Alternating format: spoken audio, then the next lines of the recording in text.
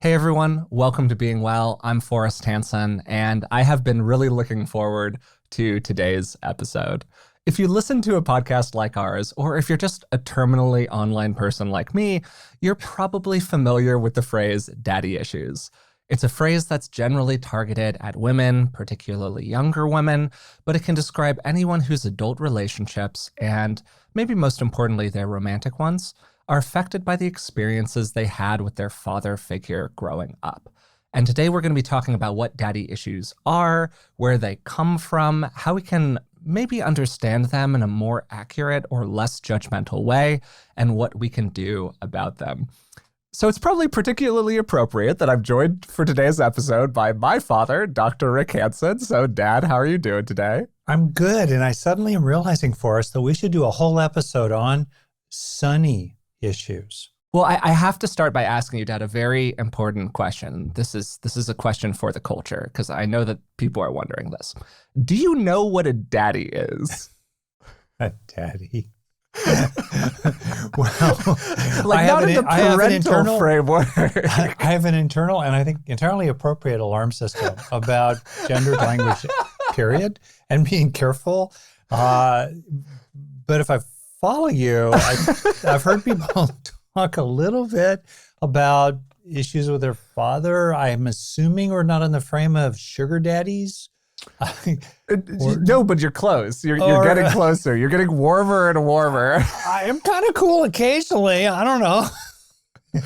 So just for you, Dad, a daddy in that kind of expression is generally like a sexy older man is what it's generally used to refer to. But it can really refer to anybody who has what's sometimes known as daddy energy. Like Elizabeth is a woman, but most people would refer to her as having daddy energy. This is my partner, Elizabeth, by the way, for people who might not be familiar. But this is a whole other episode that we're starting to get into here. I want to avoid this one. We're going to moonwalk away from this topic as rapidly as possible. Wait. Well, there's certain kind of terms and subcultures that actually I'm really glad I know nothing. Yeah. That's good.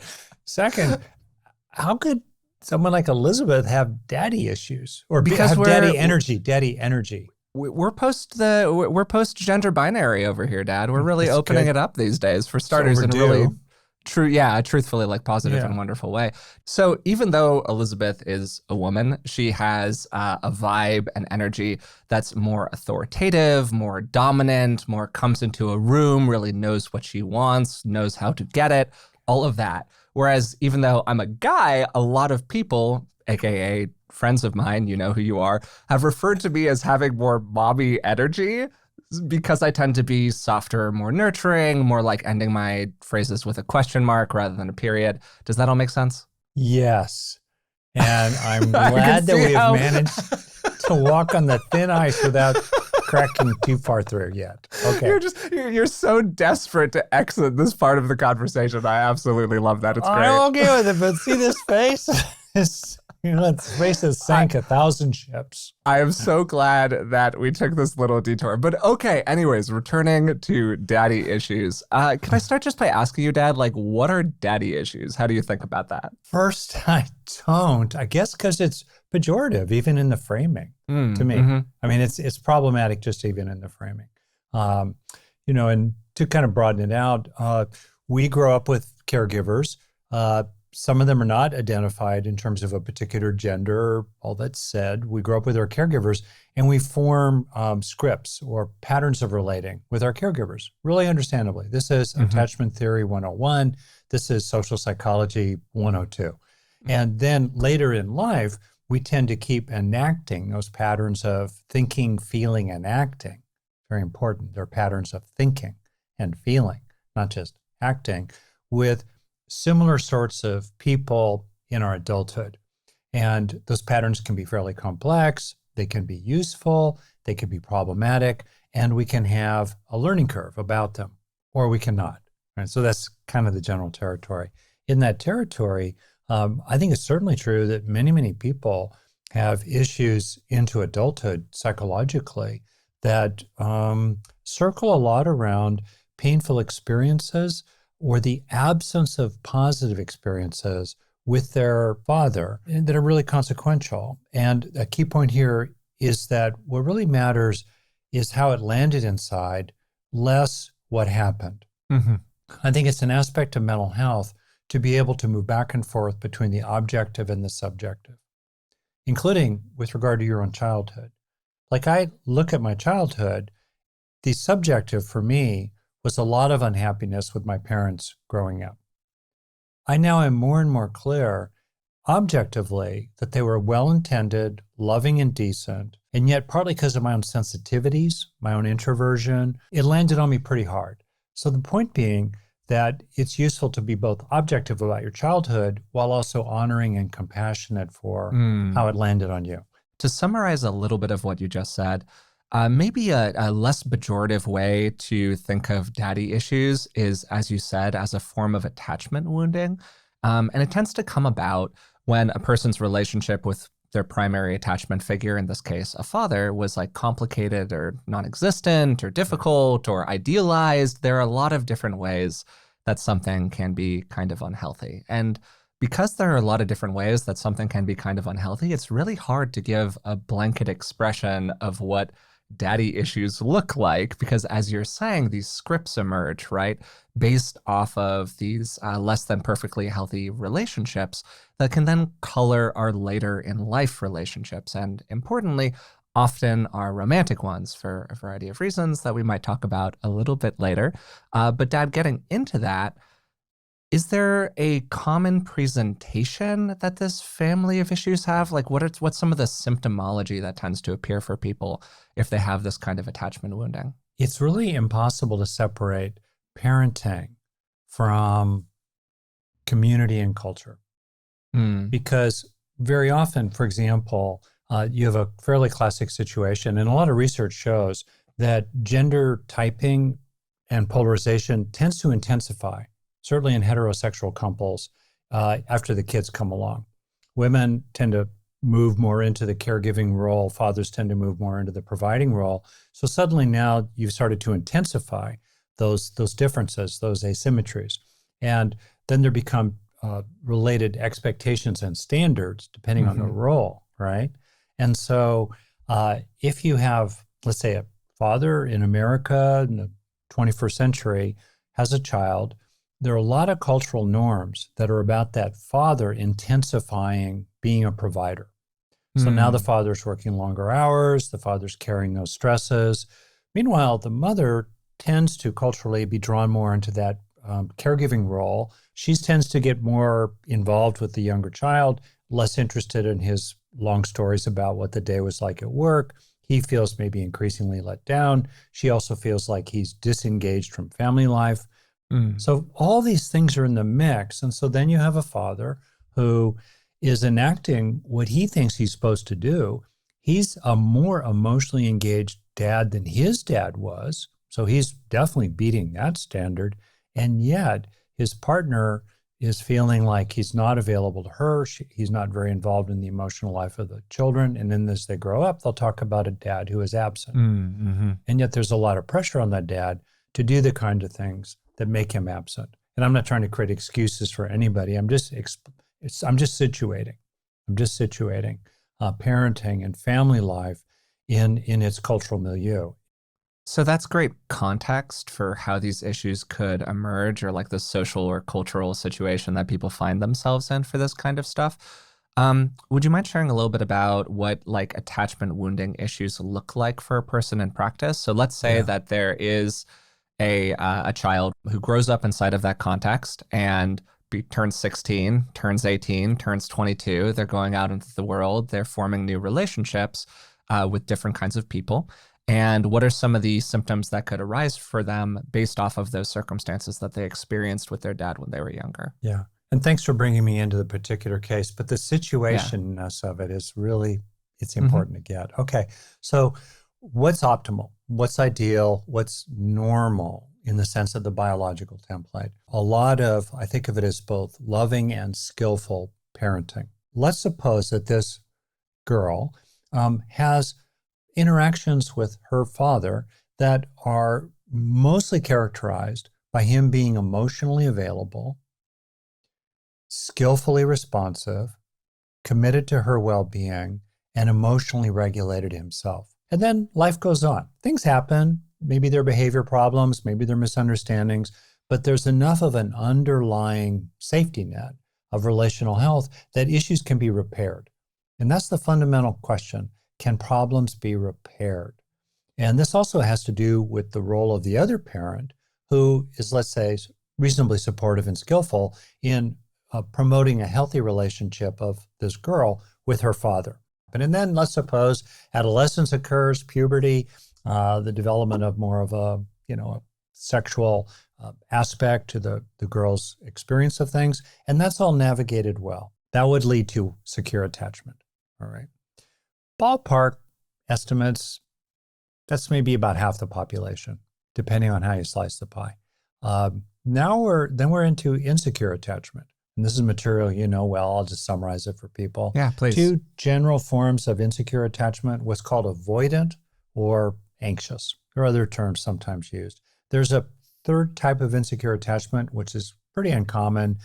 It's sort of catastrophically disorganized. Avoidant attachment means keeping things at an optimal distance. It means staying connected through distancing, often as a result of parents who are dismissive.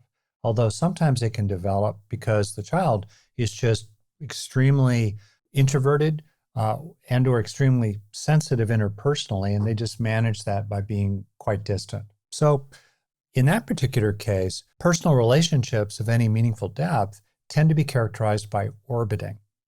Orbiting being a term in which the avoidantly attached person neither lands into full intimacy nor differentiates and individuates into full autonomy, but instead orbits the attachment figures, not getting too close, not getting too independent. The other form of insecure attachment, anxious, tends to be characterized by a combination of moving in and moving away, often with a quality of a kind of clinging complaint. Mommy, mommy, I hate you, don't go. Daddy, daddy, I hate you, don't go. Things like that. There's a kind of ambivalence, basically, about it. There can be very subtle forms of this.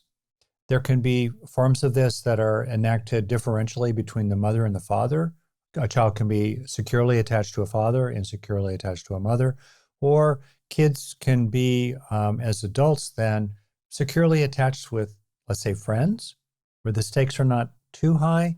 And yet, if it becomes a really significant high-stakes, intimate relationship, maybe moving toward marriage, wow, then sometimes those old patterns, can develop. That's a great overview. And to kind of quickly sum it up, 4 attachment styles, more or less: secure, insecure, avoidant, insecure, anxious, and then this 4th style that's known as fearful, which is also called disorganized or fearful avoidant. And that's a combination of behaviors that can include both avoidance and anxiousness. And all of this, just to give a little additional background, and we're planning on doing a few more episodes oriented around attachment theory at some point, in particular, how to develop a more secure attachment style. But all of this comes from the work of John Bowlby and Mary Ainsworth. This was research that was done, I want to say in like 50 years ago, something like that ballpark. Do you happen to know that? So, with others more or less coming on the heels of that, like Mary Main at UC Berkeley and others. It's a very rich area of literature. Yeah, and so there are a couple key points having to do with attachment theory and how we just like create these patterns inside of our lives. And the first point is that kids are both totally reliant on their caregivers and really egocentric. Kids don't really have a lot of sense of things outside of the self. That's something that develops as they age. So what that means is that when things happen to them, they assume that it is based on something that they did. This happened to me and it is about me. When we know as we age that things happen to us for all kinds of reasons that have absolutely nothing to do with us, right? They just have to do with the weird inner world of the person who's interacting with us or our unique circumstances or whatever else. So think about this from the perspective of a young child, right? They're in a probably not perfectly healthy situation, because how many people grow up in a perfectly healthy situation, right? There's all this weird stuff going on in the world around them. And their assumption is that that weird stuff is due to something about them. Exactly. So if dad keeps on leaving, it is my fault. That's right. I must not be Whoa. lovable enough. Yeah, it Yeah. must not be lovable enough. And you can just think about the ways in which that can create an internalized pattern of behavior that has some of the symptomology that you're describing. Oh, I'm so glad you took it to the internal. So I Yeah. want to talk a little bit about that. So one, very often, again, cultural type, and maybe having to do in part with the biological roots of male aggressiveness, fathers are often in the role of being the disciplinarian. Mm-hmm. And so they're the one who brings the punishment. Mom's the one you go to for comfort. And so then think about the kind of stuff that can get built up inside toward your father, who's the one who is stern, maybe some spanking, especially when you were younger. He's the one who yells at you. He's the one who's kind of scary. Like, what does that do then when you become an adult? You know, what kind of understandable emotional memory, body memory, somatic memory that's fearful around male authority figures just comes up, and which is then maybe managed by an internal pressure to behave well, or to always be on your toes, or to be very careful not making a mistake or getting too close. Think of a different kind of example in which your dad is wonderful when he's around. He plays with you robustly. You know, fathers often with young kids will play these sort of high intensity, high energy games, like a lot of rough and tumble play, laughing, giggling, stuff like that. It's a lot of fun, potentially, to be with a neat dad, but then he's not around very much. And when he comes home, he's preoccupied. He wants to slip away and deal with emails, or there's a lot on his mind. So then you're involved maybe with this feeling of both sadness that you're not important enough or you don't matter enough for him to make that effort to seek you. There's a line from the wonderful child psychiatrist, groundbreaking Daniel Winnicott, relating to the kind of peekaboo games and hide and seek games that children love to play. A joy to be hidden, a disaster not to be found. Mm.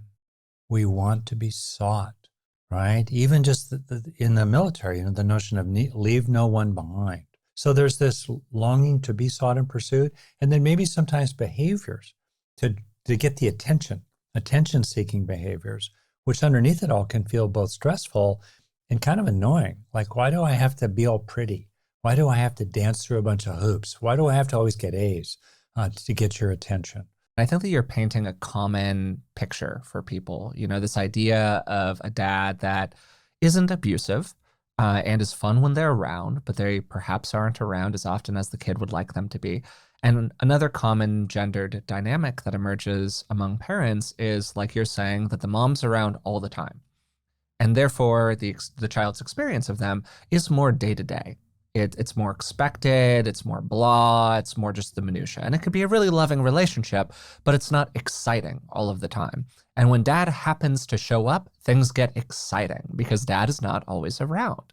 And that can also be a contributor to this certain kind of relationship that then again emerges later in life, where the child really cares for the father, really desires more closeness and connection, but they never quite get as much as they wish that they could have. And then you see this common pattern where as they age, the child seeks to like get blood from a stone, almost like replicate the relationship, but change it just enough in just the right way where they wanted it to be different back then. And can we get that in the here and now? And that's a patterning that often leads to people selecting similar kinds of partners is one way that this can show up for people. Talking about the different kind of attachment styles and just really quickly giving some descriptions of other symptomology that might appear for people. For people who are more anxiously attached, where maybe that was your family of issues, this can lead to excessive possessiveness in your relationships, some clinging, some fears of being alone. Maybe you're somebody who requires a lot of reassurance, and just to name it, a common way to obtain reassurance is through sex. Then for people who are more avoidant in nature, there's more of that distrust and contempt that you were kind of referring to earlier, Dad, maybe some discomfort with emotional closeness. Another way that this can show up for people is an assumption of disappointment. So those are kind of three big things that tend to show up for people. A little bit more anxious, a little bit more avoidant, and then this kind of desire to replicate the parental relationship, but to make it just a little bit different. There's an old line, you can never get enough of what you don't really want. Mm. In other words, very often people are engaged in a kind of quest to repair the wound or to get what was missing when they were young. But to be able to repair it, they try to replicate the original setup with the kind of person who was like their dad when they were young, which almost guarantees that they won't find satisfaction. They won't be able to fulfill the quest. They'll never get what they really long for from that person. And I think we've talked about that in a recent podcast episode, Doomed Quests, and becoming really much more mindful of all that. There's another dynamic I want to bring in, which is this one of the yearning for narcissistic supplies. Because very often as well, and again in classic gender typing, the father very often has an instrumental role in society. And so it's the father who has the greatest credibility in bestowing acknowledgement. So when dad tells you, good job, right, on that paper or that baseball game, whoa, that really lands. In part because, as you point out, it's much less common. You know, people tend to habituate to what's common. Well, what mom says is common. It becomes more like the wallpaper. But what dad says, oh boy, really salient here. And so then there can be this feeling of this whipsaw combination of being elevated to the top of the pedestal occasionally and conditionally based on performance and based on the praise of the external person who's male, an adult male. And without that external praise, then boom, you're left with feeling, oh, I must not be that worthy because dad doesn't pay any attention to me. He's not giving me the praise that when I got it, felt really, really good. That combination is really tough. It leads you even as an adult to like play the slot machine because there's variable reinforcement. Once in a while, it actually pays off. You do get the praise. And then you feel, oh, great. But then you got to keep seeking it. And of course, the solution as we talk about it is very much to take in the good, to when you have the opportunity to experience something authentically healing or nourishing to you, slow down to metabolize it, slow down psychologically and neuropsychologically to weave it into the nets of memory based in underlying changes of neural structure and function. I want to talk more in just a second about the what to do part, because of course that's probably why a lot of people are listening to this. But I do want to give just a little bit more context here, particularly historically, on the whole idea of daddy issues. Because when we began the conversation, I asked you, hey, what do you think about this? And you sort of had a moment where you're like, well, I don't really love this framing because it's sort of pejorative. It's got a lot of problems with it. And I just want to kind of speak to that for a second. Most of the time when this phrase is used in the culture, and particularly on the internet, it's used as a pejorative. It's used to speak down, particularly to younger women. And there's this implication that daddy issues are a female problem. And I want to flag two things. The first thing that I want to flag is that it's really interesting that these issues, these daddy issues, are positioned as a woman's problem when they arose in that woman most often based on the behavior of a man. And so we're essentially targeting women often for either what was done to them or the circumstances that they were in. As you said, Dad, when you gave that rundown of like the circumstances that lead to these kinds of issues, as opposed to anything that they've actually done in their own life or anything that they had real agency around. And that, for starters, is just like blatantly sexist and problematic. And so that's not so great. And then second, historically, it's also just not the way that this stuff came about. The whole idea of like daddy issues, if you broaden it out, has its root in a lot of very male problems. And this includes everything like the Oedipal myth, where you're killing the father and sleeping with the mother. And a lot of Freud's work, where he talked about something called the father complex, which was based on the work of Freud and Jung in the early 1900s. And this complex was actually specifically targeted at young men, and the idea that young men had these negative feelings like fear and defiance and distrust that they targeted their fathers with. That's why it's called the father complex. Then over time, it got kind of lumped in with the Oedipus complex, and we were off to the races from there.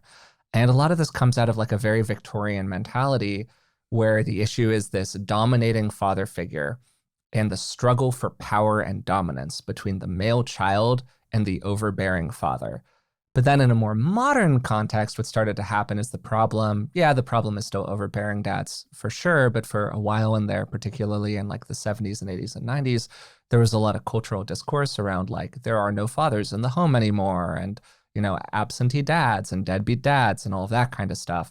And that lack of a reliable father figure started getting targeted as like a primary problem. And then daddy issues kind of arose out of that. So that's a little summary of the cultural context of all of this. Oh, yeah. So daddy issues, as you pointed out, are not restricted to girls. We have the classic Oedipal story. And I think it's relevant that Freud's mother was closer to him in age than she was to her husband.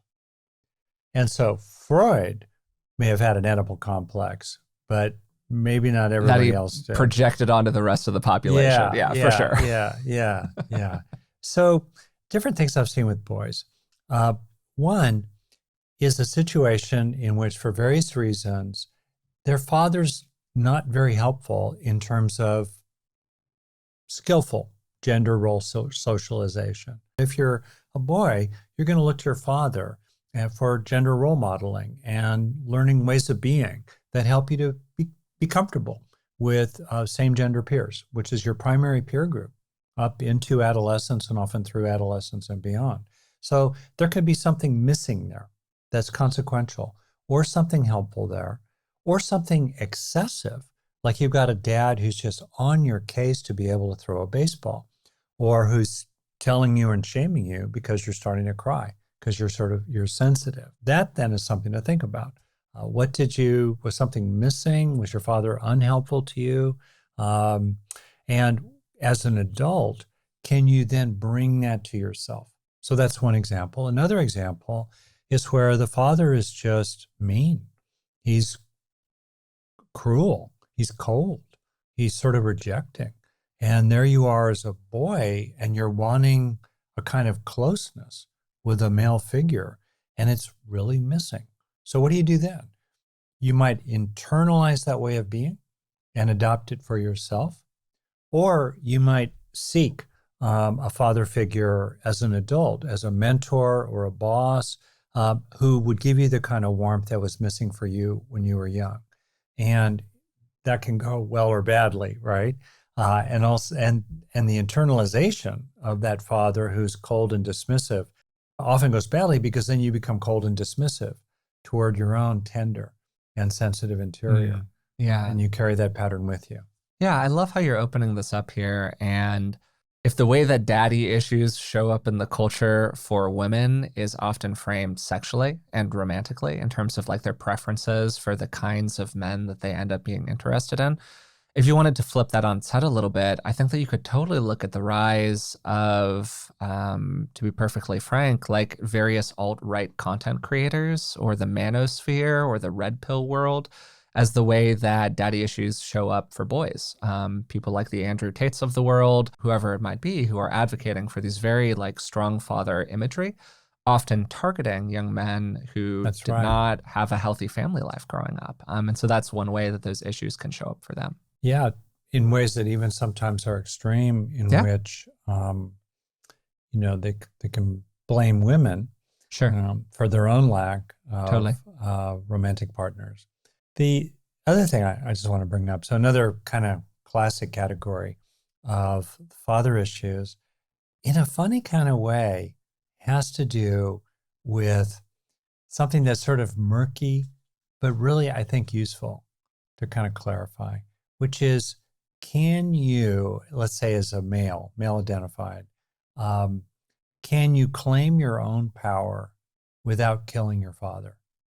Not literally. I like this. Yeah. Yeah. But totally. Metaphorically, imaginatively. Can you be strong? And we live in a mythic world, and in our imagination. We live in a mythos of sorts. And just think about Star Wars. Just think about the number of cultural stories and fables and myths that are basically the son against the father, the whole thing. Yeah, or the son has to break away from the father, and maybe, hopefully, there's some sort of deathbed reconciliation, Luke, I'm your father, something like that, before it all ends horribly.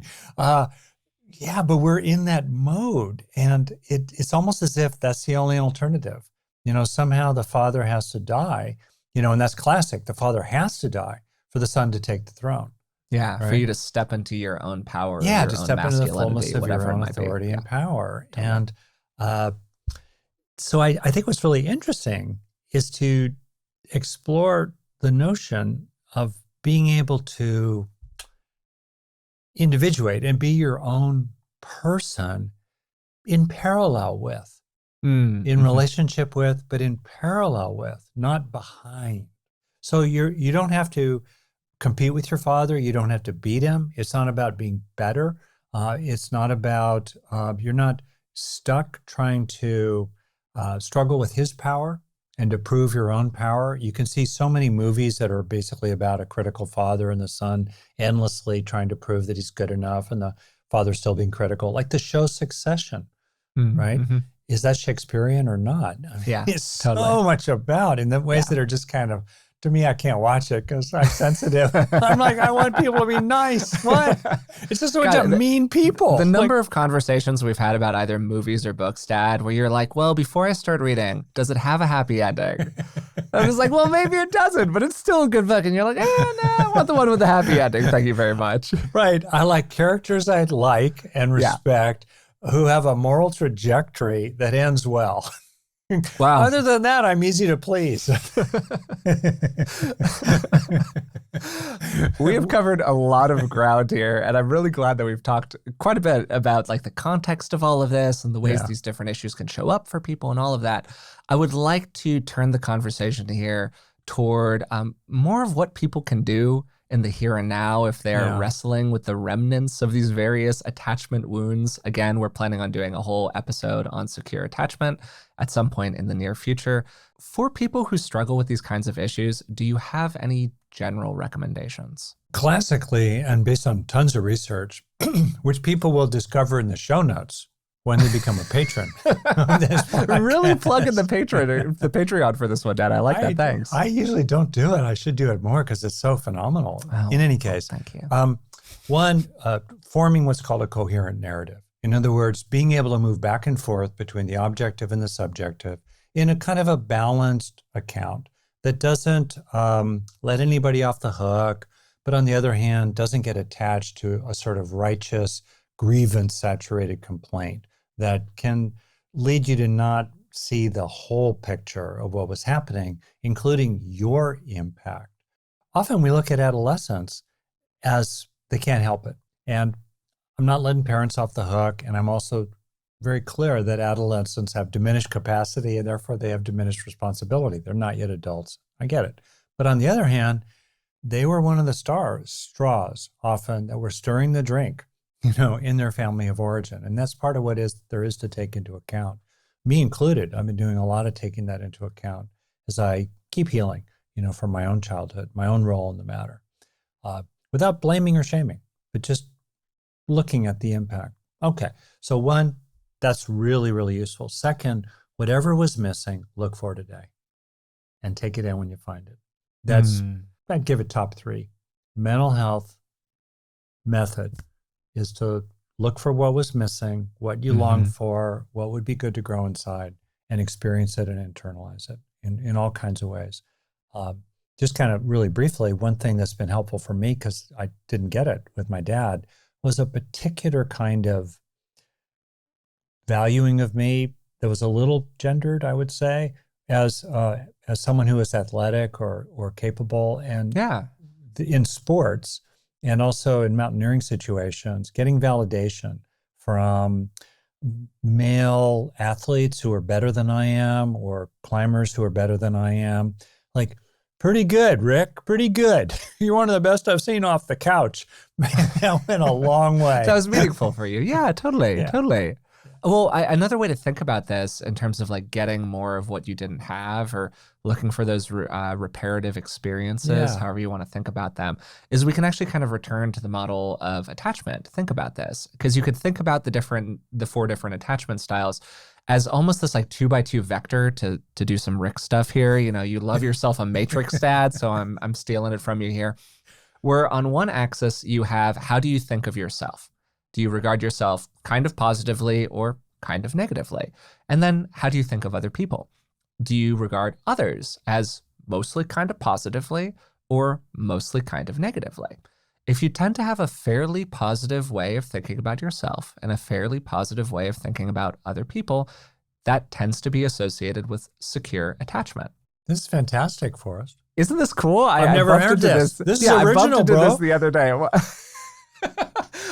So I have to give credit for it. This is your new I book. bumped into this The on Fourth the internet. Quadrant. Oh my God. I'm seeing it right Yeah, there. moving to secure attachment. Why not? So I cannot take original credit for this. I found it on the internet, but I thought it was really smart, so I am blatantly stealing it here. Okay. So anyways, but if you tend to have more of a positive model of other people, or you think of them more positively, but you don't think very well of yourself, that's so that interesting. tends toward anxious attachment, right? Because I can trust the other, but I can't trust myself by myself. And then so what's avoidant? You think well of yourself, but you don't think very highly of other people, right? I can rely on myself, but I can't rely on others. And if you don't really think particularly well of either, well, that tends toward more fearful or disorganized attachment. So you've got that little 2x2 split, right, of these different ways of thinking and feeling in the world.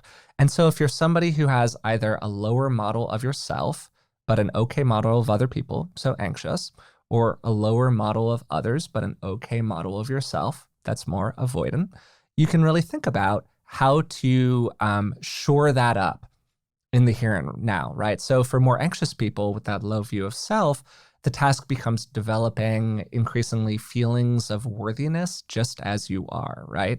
I can trust myself. I can be okay on my own. I don't need other people to validate my existence. I am worthy just as I am, all of that. And then for more avoidant people, it's about, doing what you can to work on your view of others a little bit. Yes, other people can be trusted at least sometimes, not all the times in all situations. That's probably unsafe.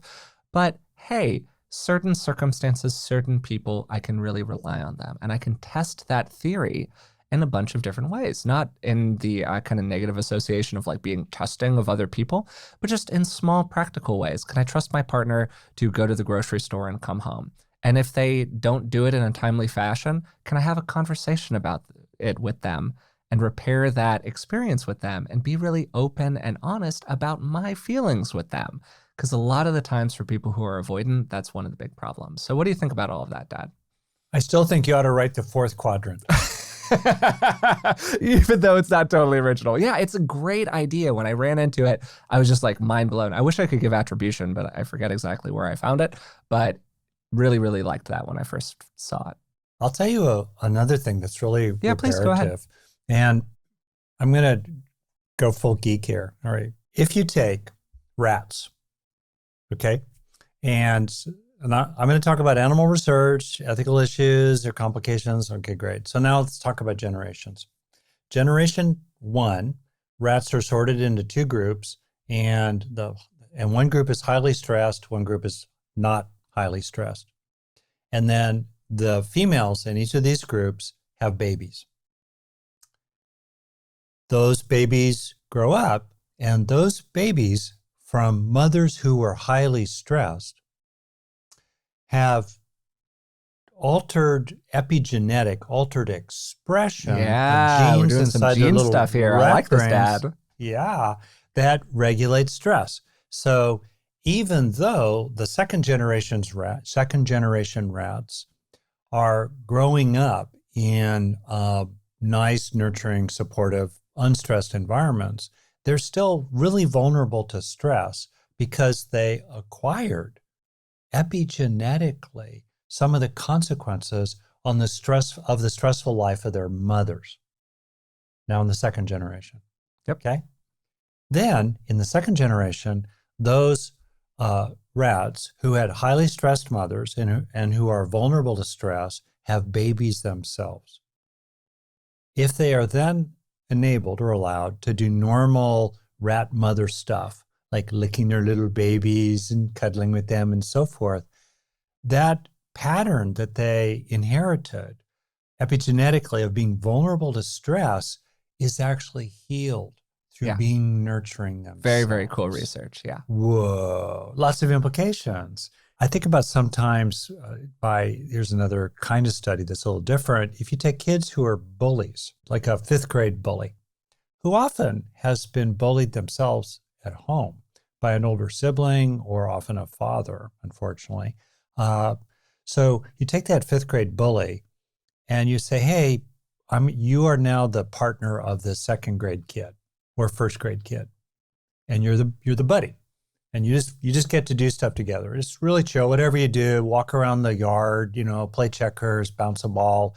That bullying 5th grader will tend to become less bullying over time because they will have healed some of the underlying causes of that bullying by being nurturing themselves. So it's important to appreciate, I'm not talking about running on empty, exhausting yourself, particularly if you're a woman in a classic socialization where you're supposed to give, and so forth. But it is actually really healing. It is reparative to give to others what was missing for you as a kid. Totally. And feel it as it flows through you on the way. And it's wonderful. And that's, to me, is quite wonderful in part because you have control over that, right? No matter what's actually missing in terms of what could be coming to you, you have some influence over what you can express outwardly into the world. Totally. We heal in community. I mean, it sounds a little stereotypical or, a little... It's not your brand for us. It's not this my whole brand. Hallmark card thing you're doing here, it's not you. I don't know what's going on. You've been sniffing some oxytocin? It's that mommy energy that I have, Dad. That's what's going on here. I'm just bringing my mommy parts more forward. But no, all right, so all jokes aside, I think it is really true, though. And it shows up over and over again as the value of social support. And what can you do now? And look, social support can be limited for people. There are a lot of people who don't have strong friend groups, who don't have strong family groups, who are in a community situation where they don't necessarily have access to a lot of people who feel like supportive and like-minded. And I really get that. And at the same time, it's just really hard to find a substitute for strong community and doing what we can in our lives to find ways to connect with other people and to use that as a mechanism, even deliberately, quite deliberately, as a way in to repairing these old interpersonal wounds that we might have. I can say that personally, like so many of my issues had to do with the impact of being in relationship with other kids growing up. Yeah. So this wasn't like a daddy issues thing necessarily, but it was a form of attachment wounding. I was securely attached with my parents, but I was probably a little bit less securely attached with other kids. Yeah, I think that's fair. Yeah, and probably tended like kind of anxious with other kids, just thinking about my temperament in general. And it has been so reparative to consistently form stronger relationships with my peers as I have grown up and to, again, engage in little experiments, as we sometimes talk about on the podcast. Can I be open in this way and not be destroyed? Can I be transparent with them in this way and have my emotions remain intact? And like, what can I get out of that experience in the here and now? And as you say over and over again, Dad, can I go through a deliberate process of looking at that experience I'm having that's good in the moment and going, hey, wow, I didn't explode. Wow, it worked out. Wow, it really did help me, and really make that part of the process. So it's not just the kind of, I was talking with a friend about this recently, how so often what happens is when we don't get what we want, it's extremely painful. And when we do get what we want, it's like, oh, okay. Yeah. Negativity bias. Right? Like, oh my God, negativity bias in a nutshell, right? Like you win the trophy, you're like, oh, that was nice. Yeah. And you don't place and you're like, oh my God, devastated for months, you know? And so you just got to do something deliberately to correct that asymmetry. It's totally right. I think about, watching sports these days, and San Francisco 49ers are heading your boy Brock, yes. Heading into the playoffs. This will be published after whatever the results were of games about a month ago, but yes. You just think about it, the trope that's so common in sports, where someone will say, who's a major success, how can I put it? It's not that I love winning, it's that I hate losing, right? It's not that I need to be the best, it's just that I hate second place. Negativity bias right there. I want to name a fourth kind of repair, right? So we have forming a coherent narrative about what really happened, objective and subjective. Second, we have take in the good, internalize, reparative experiences for what was missing. Okay, good. And we have also outflowing. Social support, extending love to other enable people. others to form secure attachments with you Yep. and be that person. Okay, great. I want to add very briefly in passing, I do think it's also really helpful to appreciate who are you to others. Like here I am, male, tall, fatherly. I'm a warm person in healthy ways. How does that land on someone who may not have had that kind of experience growing up? And realize that without any kind of weirdness about it, without being manipulative, what for you might be a minute and a half or a 3-minute, email can actually really, really be helpful. And certainly that's been true for me. I've had people in my own life who interacted with me quite briefly in ways that were affirming or, good seeing, really, really had a beneficial impact. And we can offer that to others. Yeah, so totally. Love this. Okay, fourth, I was realizing, Forrest, I find that one very reparative act is to have an experience of being to being contact with your own parents. If you can have that while they're still alive, or if you can't have that while they're still alive or they're no longer alive, have it in your own imagination in ways that feel authentic to you. Even if only it was 5 seconds in a row in which the curtains opened, but they covered over their eyes and you could see the being behind the eyes who was present and loving, actually.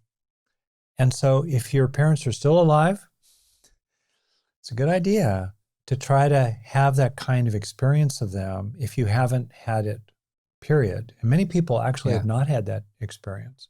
I don't mean getting into some kind of new age staring contest or getting it being weird, but it's a feeling of meeting person to person, in ways that almost transcend your roles and your genders, perhaps. Yeah. That kind of human relationality, almost irrespective of the fact that one person is a parent and one person is a child, can be really, really phenomenal. And of course, that's not available to everyone for a wide variety of reasons. But hey, if it's available, then I totally think you're right. And even behind their personality, because often we get reactive around our parents' personality for all kinds of reasons. It's sort of looking past it, and showing up as the adult child in a way that you're available as well for that kind of being to being contact. And if you can't have it in the real these days, imagining it can be really helpful. I've definitely done that as well, where I just kind of looked past my parents' personalities, their shells, their outer shells, sometimes called their sleeves, and looked past the sleeve, past the shell to the core of their being, and even just imagined what I know to be true. It's not like I'm trying to trick myself into something that's really not true. I actually know it's true, that there was an unconditional warmth of love for me through and through. And even just imagining that for a person can be really, really healing. If it's actually not true, and sometimes it's not true, then what can also be very healing is imagining a parent you never had, but imagining it in a very rich way, maybe in the form of others in your life who are, that kind of person, potentially a teacher, a mentor, a grandparent, an uncle, aunt, so forth, or just imagining it purely, and then dropping into the experience of seeing and feeling seen and seeing as an experience that you really let into yourself. That can be remarkably healing. It's almost as if you can heal years of personality to personality struggle with a parent with one real experience of being to being contact. It doesn't disappear the emotional memories of that personality to personality struggle, but it somehow helps you to contextualize it or to stand outside of it. Yeah, I love that. I think that it's just the four examples that you gave of things in general that people can do to work with really any kind of attachment issue. We're focusing on parental relationship issues, but man, there's a lot of stuff that can come up in life. And I think that those four recommendations that you gave are really generally applicable. In addition to the general, I do have some questions about the specific. So here's what I would like to do with you, Dad, if you're up for it. I'm going to return to some of the symptoms that I mentioned earlier, some specific things that a person might be dealing with related to any of these forms of attachment wounding, maybe specifically focusing on the issues that a person might have had with a parental figure, maybe specifically the person in the fatherly role. And I'm going to say some common symptoms, and I would love it if you could give just a couple of quick recommendations for the person who might be experiencing them, of things that they can do these days to improve them a little bit. And if you can manage it, I would love it if we could stick to just like 2 to 3 minutes per one. So we're going to move through these kind of briskly, even though we could frankly probably do an episode on each and every one of them. So does that sound good to you? You bet. And I am able to do drive time radio. Love it. Love it. We're gonna get you practicing those CNN hits, Dad. 90 seconds, tight, in, out, cut to commercial. Now, okay, let's get going. So issue number one, the person tends to struggle with fears of abandonment or being alone. They might be clingy, kind of possessive, jealous, or just feel uncomfortable when they're not in a relationship. So they are really looking for some kind of a particularly romantic relationship as a source of self-validation. One, take in the good of ordinary, typically pretty mild experiences of feeling seen, included, and sustained in relationship with other people. So you start building up the emotional memory of not being abandoned, and in ways that can actually give you increasing confidence that you won't be abandoned, and also give you more and more of a built-up sense of refuge inside that you can turn to if other people do let you down. Second, choose wisely. Think about whether you're reenacting this setup from childhood of being with charming people who are going to let you down, or people whose idea of relationship is a mile wide but an inch deep and are going to disappoint when push comes to shove. Think about who you're choosing. And then the last thing I'll just say, especially if you're looking for a romantic relationship, if they don't think you're pretty great within the first 20 to 40 minutes, they probably never will. And if they don't think you're pretty great for them, maybe you're just not their cup of tea. Okay. But if they don't think you're pretty great within the first 20 to 40 minutes, they're disqualified. They're DQ'd. And instead of trying to get blood from that stone, take a breath, allow the grieving to pass through you, get in touch with your inner caring committee, that internalization of experiences that have been good with people, and look for somebody else. The top two qualifications for being in a relationship with somebody are that one, they're a basically kind person, and two, they think you're awesome. Hey, that's the top two. If they're not right. Crossing those top two, they are DQ'd. I mean, I can just look back through my own relationship history. A big chunk of my mid-20s was spent pursuing people who were like kind of into me, but not really into me. And I just wasted so much time trying to push a boulder up a hill that was never going to get to the top of that mountain. I had one more thing. Yeah, please go ahead. Often people who are vulnerable to feeling abandoned and are anxious and kind of clingy is that they're always waiting for the shoe to drop, to give them a reason to withdraw, or they feel like a fairly mild misattunement or not really understanding or clueless disengagement by the other person is the death knell in the relationship. And instead, my last piece of advice for that person is try to repair. In other words, if there is a misunderstanding or there's a breakdown, help yourself to understand the scale of it. Maybe it wasn't that big a deal. Actually, maybe it doesn't mean the end of the relationship. And maybe you can communicate with the other person to help them understand little things. And you can also make sure you're internalizing their actual care for you. I've known numerous situations where person A and person B, A is saying to B, you don't love me. And person B is saying, I actually do love you. And I'm loving with you. And person says, oh, no, you're not. Well, actually, I can see that person B is loving. Person B is actually acting in loving ways. But person A is just committed to a complaint about person B, which will eventually drive B away and be the self-fulfilling kind of activity, unfortunately, that makes sure that A never gets what they really need. So try to repair. Try to repair. If you can't repair, then they're not qualified, but try to repair. Great. So that was issue 1, which we spent a little bit of time with, but a lot of that was driven by me, so I'll take credit for that one. Okay, so issue number 2. The person needs a lot of reassurance from others. Mm-hmm. They're very externally referenced, and they require a lot of outside feedback to build up their own self-worth. And one example of this could be somebody who tends to quickly move towards sex in their relationships and uses sex as a tool to feel loved or worthy as they are. What do you think? One trick pony over here, taking the good of when you actually are acknowledged, when those social supplies, the narcissistic supplies of praise or joining or like-mindedness or esteem, making you special or being impressed by you, when that comes your way, slow it down and take it in.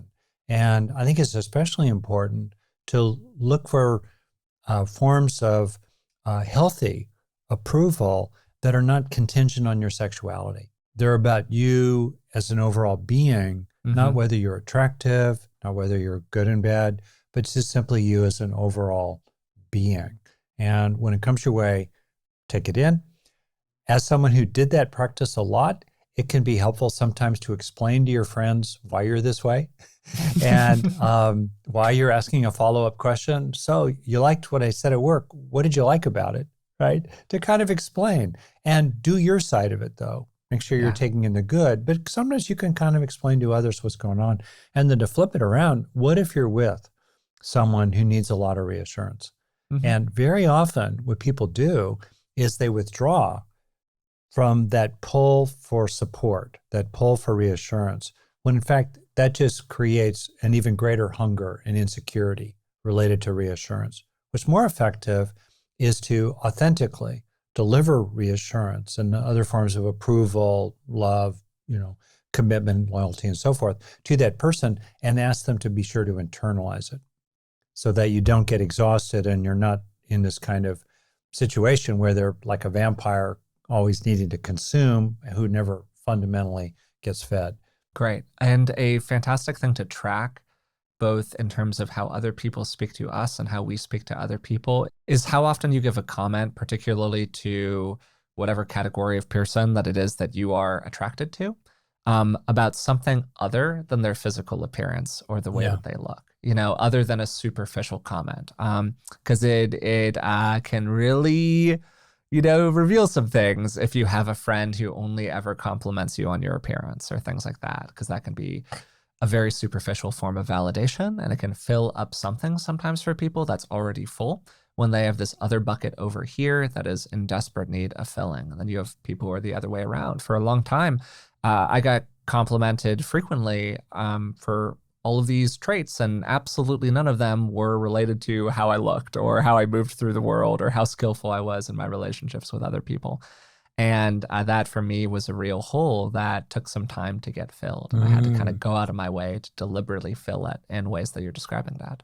Good. All right. Great. What's another one? Boom, Issue boom. number three, drive time radio, like you were saying. The person has big issues with trust and related to that, emotional vulnerability in particular. So this could be a unwillingness to be emotionally open with others, excessive fears of being cheated on or otherwise betrayed that go beyond what you would think of as being understandable, or otherwise somebody who just starts to feel very uncomfortable when the rubber is meeting the road of like deep emotional connection. Okay, great. So first off, validate legitimate mistrust. Sometimes that little bell starts ringing and we don't listen to it, but we actually really should. So that. Second, appreciate the fact that you actually are vigilant and you are clear-seeing and you can stick up for yourself. In other words, in effect, join with your own defenses. Validate your own capacity to be like I don't know, the turtle or some sea creature that can withdraw inside your bulletproof shell, in 1/2 of a second if you need to. Paradoxically, then, you can afford to be more open. So that's actually a really useful, weird kind of counterintuitive trick. If you trust your ability to take a step back, you can be more comfortable taking a step forward. Totally. Excellent. Also, when you are with people who are reliable, which is the foundation of trust, if they are reliable in everyday kinds of ways, take that in and notice what comes up for you about a difficulty in internalizing that you're with people who are reasonably reliable.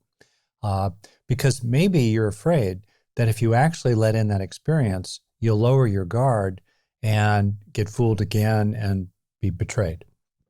So still, even though that's an understandable reaction, it gets in the way of the internalization of what you really need to do. Next, be realistic in your expectations of others and explicit. Right? What for you is a foundation of trust? And what are the actual agreements? So very often what people do is they think they're in a frame of agreement with other people, but the other people don't think that way at all. Didn't really realize that it was a big deal to show up on time, or like, what's 5 minutes? And yet maybe that's a big, big deal for a particular person. Or what does it mean? I think about romantic relationships. There you are, you're sitting with your romantic partner at a dinner table, and somebody attractive walks across the room, and your eyes flicker over to that person for 1.7 seconds and then come back. Is that really a breach of fidelity in your romantic relationship? What is flirting, actually? And, you really try to pin that down. What does that actually mean? And I would say there, if we're in a partnership with someone who's more insecure about certain things, so A and B. A is more insecure. They are wanting more reassurance from B, or they tend to be mistrusting of what B's doing. And B could understandably feel that a fair amount of that is way over the top. It's too controlling, it's unreasonable, it's annoying. But if B gets reactive about that, that's going to make A feel even less trusting and could actually lead ultimately to the relationship ending. Alternately, B could sort out, okay, what am I fundamentally willing to do? Right? Not because I think it's reasonable, but because I love my partner. I have compassion for my partner. I understand where this trust stuff comes from. They had a father who was disappointing and betraying and maybe seductive and then withdrawing. It was complicated.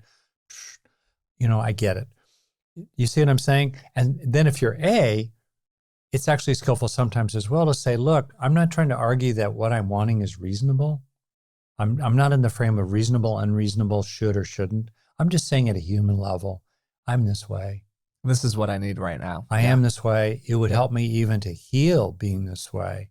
If you would be extra careful when we're in company, especially, let's say, if we're talking with a woman who's attractive, and let's say A's a woman, B's a man, do me a favor, stand a little closer to me. Put your arm around me.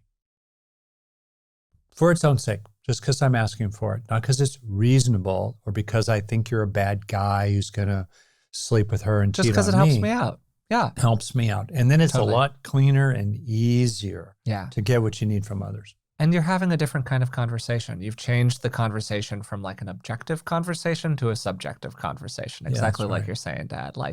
I'm not making an objective claim about this. I'm just saying that for me, this is really helpful. And a lot of the time, people are afraid to ask because they're afraid of what the answer is going to be. So they just never ask. And so they kind of keep on having this idea inside of their head, this almost fantastical or kind of dreamlike notion of what the agreements are, but they've never actually been established in a clear and coherent way because there's so much fear connected to, well, what if they say no? Yes. And sometimes people say no. I know. And then you got to deal with it. Yeah. And part of it too is that we are observing people. Trust is based on accurate appraisal of predictions and having fairly good predictions and expectations. A key variable here is to what extent do we foreground other people inside our own minds, or flip it around, to what extent do other people foreground us inside their minds? and make us matter or take us into account. I mean, it's stunning how often what would cool down other people is completely doable when you really boil it down. It's often stunningly easy to give them. And so then the real question is no longer, oh my gosh, it's such a huge ask. No, it's that other person is just not willing to be influenced by you. They're just not willing to foreground you. And then that becomes the real issue in the relationship. And that really becomes the real conversation that's needed to have. And then you sort it out. And sometimes what happens is B budges. Good. Flip around the other way. You start to observe someone. Maybe you like them a lot. Maybe you're really attracted to them. Maybe you have a child with them. And yet you can just see that inside their own mind, they're just not prepared to give an inch.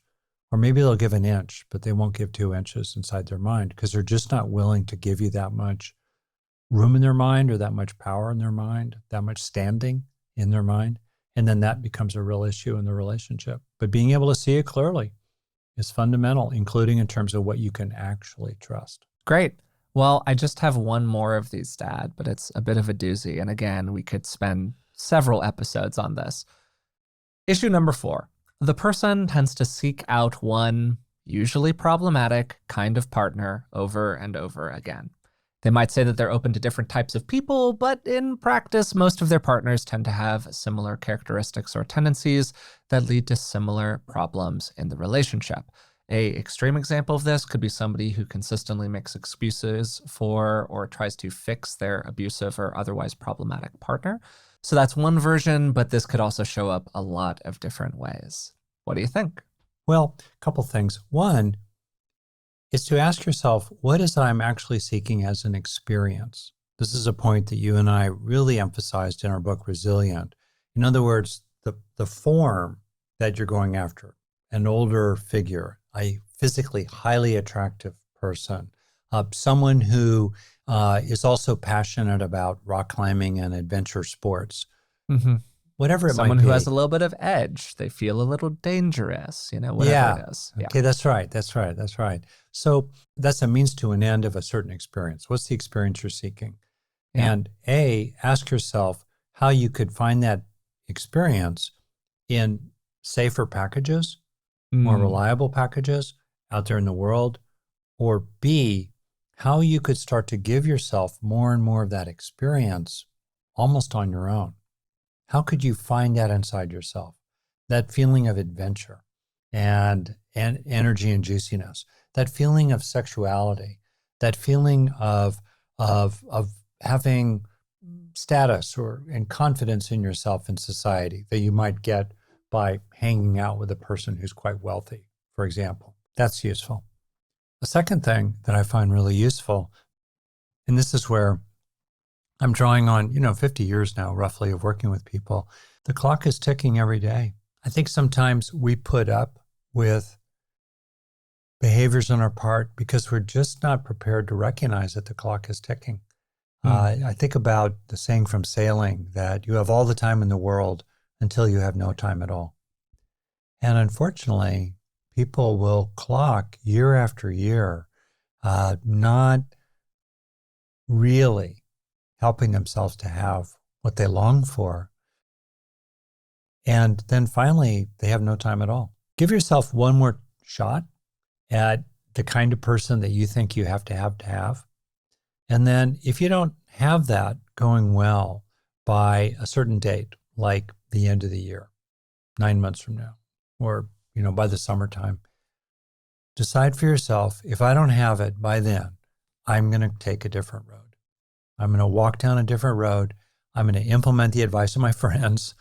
I'm going to do what makes sense to me, and I'm going to go in a different direction. And I'm going to stop chasing the hit, the fix, the cheese that's just not going to be found down that tunnel. What can be helpful for people here is to do some investigation of what the assumptions you're making are about the way that a relationship looks. Because a lot of the time, like you were talking about much earlier in our conversation, Dad, at the very beginning of it, if I'm remembering correctly, so we're just kind of coming full circle here, where attachment issues arise because we have a model of relationship. We learned a model, we learned a kind of template when we were really young of what a relationship looks like. Maybe we were modeling it off of our relationship with our father. Maybe we're modeling it off of the ways that we saw our parents interact with each other. And we've just internalized those assumptions in a very deep kind of way. So it's very helpful to go back and to really ask ourselves deliberately, wait, what are my assumptions? What are the processes that are running underneath the surface here for me? Do I think that if I'm approaching this from the perspective of myself, of a man who is attracted to women, do I think that a partner needs to look a certain kind of way for them to be eligible for my affection? Is that just an assumption that I have? Do you think that a partner needs to be a certain height, a certain age, make a certain amount of money, all of these different things? Just like be honest with yourself about it. Like you got to start with honesty because you're not going to get anywhere until you're actually honest with yourself about what your real preferences and desires are. And until you can do that, I think it's very, very difficult to refresh these patterns because we're just not being authentic with ourselves about what we're really pursuing out in the world. And then we can have a moment, I'm going to say that again, and then we can have a moment where we take a step back and we go, oh, I actually am pursuing this thing over and over again. And here's kind of why I'm doing it. And based on that new level of insight, we can move ourselves toward a different outcome. But we need that insight first, I think, a lot of the time. That's deeply wise. And if we could, in this bonus round here, I wonder if we could each personalize it a little bit, just kind of reflecting a little bit. Maybe a question, what have I done to help you have a good relationship with me? Just kind of reflecting on that as an adult. I'm asking myself that. It's an inner reflection. Oh, okay. Yeah. And, an inner reflection maybe for you is, what have you done to help me have a good relationship with you, but especially to help yourself, have a good relationship. And that's really worth asking. And even for people listening, what have you tried? That's another thing that we could really talk about here, which we didn't, which is what efforts have you made, you, the listener, with your own parents, let's say, and how did that go? And what have you learned from those kind of efforts? Maybe we'll get some grab bag questions about this. What have you learned from those kind of efforts in terms of what has gone well and what has been frustrating and disappointing, both in terms of what your parents' lack of response or unskillful response was, and in terms perhaps of what you just didn't know what to do next after they did what they did, after you made some effort to repair things with them. That could be really a worthy topic. Yeah, and I think probably a way to work on some longstanding issues sometimes, to just do more of that situational analysis like we were kind of doing during the episode, separating the subjective and the objective. Like you said a number of times, Dad, to kind of piece apart what happened, how it might be affecting you in the here and now, and how that could understandably lead to certain kinds of tendencies inside of your relationship. And then when you see it that way, it can sometimes create the space to be a little bit kinder, a little bit more compassionate to yourself about your own tendencies. And that, like, joining with the vulnerable parts can be a great way to move into changing it in some kind of a lasting way. Like, we normally need to, at least in my experience, we normally need to come into that kind of soft contact with ourselves before we're able to change those things. Because when those parts feel like we're opposed to them, they can get quite entrenched, quite difficult to shift, at least in my own experience. Yeah. But I think that's a great place to end today's conversation, unless you have something else that you'd like to throw in here at the end, Dad. Yeah. Well, for those of you who have adult children, I can say two things on reflection are there for me. One is cop to your stuff as fast as you can, while sometimes only privately seeing the whole of the situation, the big picture, inside of which cop to your stuff. My own parents, they were of a generation in which it was just unthinkable to acknowledge their own faults or excesses or unskillfulness or personal issues as parents. It was just not in the category. And wasn't so what was done. Yeah. Yeah. So for me, it's been really important to do that. And what the adult child does with that is kind of out of your hands, but at least the part that you can do is to be really clean yourself and go to the maximum on acknowledging your part, while also seeing yourself in a larger system, multiple factors, including your co-parent, et cetera, et cetera. Second thing is to be willing to connect with your adult child in that being to being way when it's there and available, while remembering that most of the time you're never not their parent. Mm-hmm. And one of the things that's been important for me to do is to keep my dad hat on. One of the things I learned as a therapist is that you always need to keep your therapist hat on with your clients, even if you run into them in the supermarket. And maybe you're there in your Bermuda shorts and you haven't shaved and your hair's a mess and all the rest. But you keep your therapist hat on. People get into trouble when they take that therapist hat off. And similarly, I think it's been useful to just kind of keep my dad hat on, even as you and I do stuff. Today, I had a great time talking with Rick about daddy issues. A somewhat more accurate and less pejorative way to refer to daddy issues is as a form of attachment wounding. We all have things that we want from our parental figures.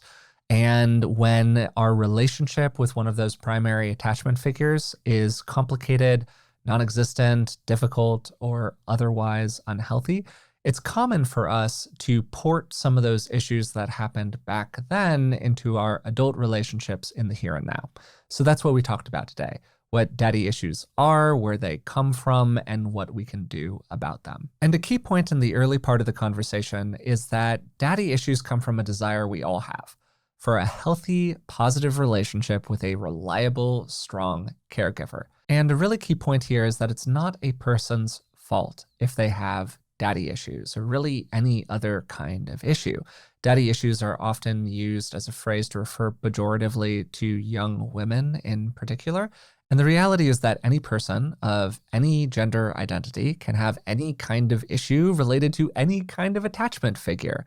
So just narrowly focusing on this one thing, and particularly blaming women for something that men do to them, is pretty sexist, and it's just not a great way to think about this stuff altogether. We then talked for a while about what these different kinds of issues can look like for people in adulthood. And the reality is that daddy issues are not a diagnosis that a clinician would ever give somebody, in part because they are just this big and somewhat vague category of tendencies that can include everything from consistently seeking out a particular kind of problematic romantic partner to issues around self-worth or anxiety or trust, and a bunch of other stuff in addition to that. Because again, the difficulties that people have with their primary attachment figures when they're growing up are really varied. And these varied issues can lead to a lot of different kinds of problems in adulthood. So to try to understand things a little bit better, we turned the conversation toward attachment theory broadly. And there are 4 different types of attachment styles that people have. The first is secure. You have a relatively high appraisal of yourself, not irrationally high, but you feel like you can basically trust yourself, and you have a relatively high appraisal of other people. Then you have avoidant. You have a relatively high appraisal of yourself and a relatively low appraisal of others. Then anxious, low appraisal of self, high appraisal of others. And then finally, what's sometimes known as fearful or disorganized attachment, where you don't have a very high appraisal of either yourself or of other people. And these 4 different forms of attachment are a combination of nature and nurture. It seems like people pop out with a bit of an internal tendency toward one type or another. I can think of myself here that I'm definitely on the anxious side of the spectrum in terms of my own tendencies. And then in addition to those innate tendencies, a lot of things happen to us that could lead to different kinds of outcomes. Somebody who has a parental figure who is harshly punishing is probably going to emerge into adulthood with a separate set of issues from somebody who has a parental figure who is nurturant, supportive, and really present and exciting and fun and playful, but isn't around very often. And this recognition of the fact that different people are going to have different problems that come from different situations got us into a whole conversation about context. The ways in which daddy issues of various kinds can emerge for people, the broader cultural forces that are at play that often lead to these issues, and just in general, thinking about this whole territory a bit more holistically, which can also help us take a look at our unique issues and just get some separation and some space around them where we become a bit less self-punishing for the ways in which we are. And then when that punishment goes down, weirdly often, we become so much more agent about our behavior because it's like there's this part of ourself that we've just been hitting with a hammer for years that finally has a little bit of room to breathe. And you invite that part to the table in a different kind of way. And we can almost invite that part to the table and go like, hey, what do you really need in order to not show up in these more problematic ways? And that was around the time that I asked Rick what some general recommendations were that he had for people who deal with different kinds of attachment issues.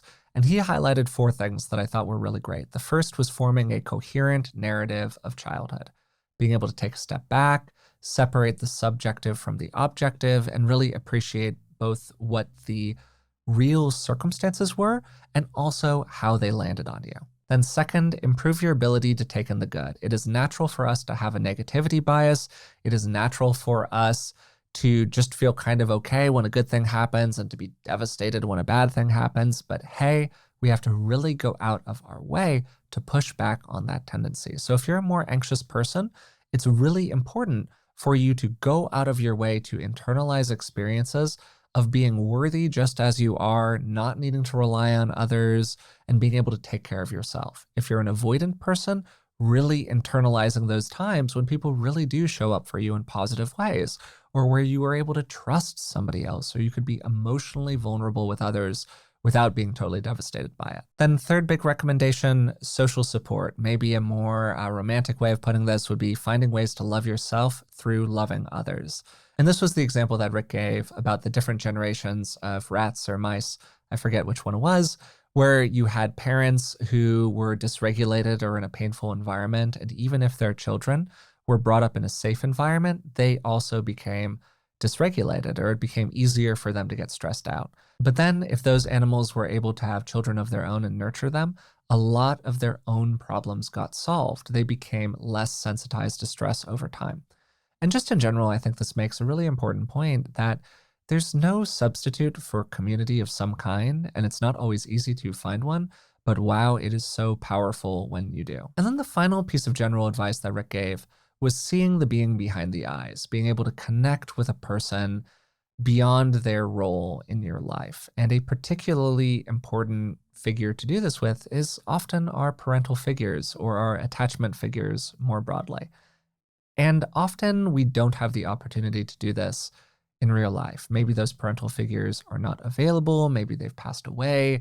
Maybe we don't have a healthy relationship with them that would allow us to move into that kind of connection. Maybe you're a parent and you don't have a healthy relationship with your child that allows you to connect with them. Whatever it is, even if that real relationship isn't available to us, we can still imagine it. We can still go through a practice deliberately inside of ourselves where we think of the person. We try to relate to them in that more being to being way rather than getting caught up in the problems of their personality. And this might sound a little out there, but even as like a very practical and secular person, the little moments that I've had where it's felt like I was able to do this were really powerful for me. And so, if you've got any access to it at all, I would really recommend it as a kind of intervention. Finally, we close the episode with Rick giving a couple of specific examples of what people can do to deal with some common symptoms that come up as a result of different kinds of attachment wounds. I've been really looking forward to doing this one for a while because I think that it's something that, for starters, it's so popular as a term online in particular and just like in pop culture generally. And I also think that it's really misunderstood, and it's misunderstood in ways that are actually really damaging for people. Because these are universal issues. These are not problems that like just women have or just men have. And by universalizing them, we can make them more human, and we can see other people for their wholeness rather than for just this little aspect of who they are. If you've been enjoying the podcast, we'd really appreciate it if you would take a moment to subscribe to it wherever you're listening to it now on. Hey, if you're listening to it on audio and you would like to watch the video, you can also find me on YouTube. And if you'd like to support the show in other ways, you can find us on Patreon. It's patreon.com/beingwellpodcast. And as Rick said a couple of times throughout the episode, you'll get a bunch of bonuses if you subscribe there. Things like transcripts and expanded show notes and ad-free versions of the episodes. Until next time, thanks for listening, and we'll talk to you soon.